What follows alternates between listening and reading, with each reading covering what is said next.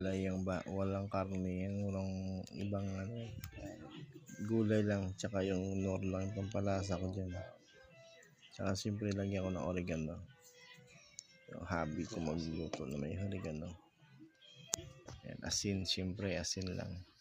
Ayan na, isa na tayo. Antayin lang ulit natin yan mag-brown. Ayan, brown na siya. Sibuyas.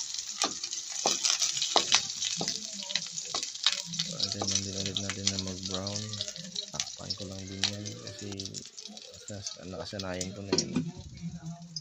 Mga ilang segundo lang. Tapos open mo yan.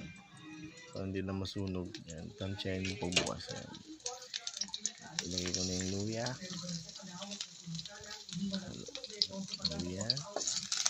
Haluin lang ng konti.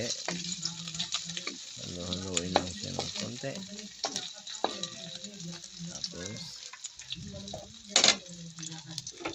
isunod na natin ang dinikdik ko na oregano. Hindi naman pala dinikdik yan, hiniwa-hiwa ko lang maliliit.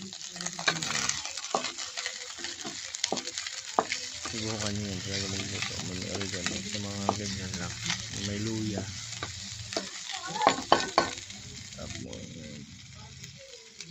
lagay ko na yung tanlad, syempre yung aroma ng tanlad tsaka oregano naghalo yun, tsaka yung ano ng luya.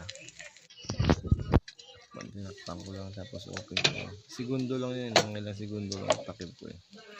Ngayon na yung ating main ingredients, yung ano, patula. Patula lang malakas.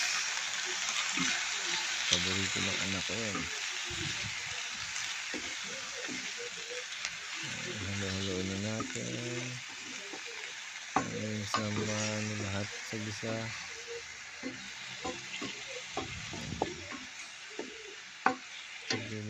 Halo-haloin lang hanggang sa lahat ay mailalim.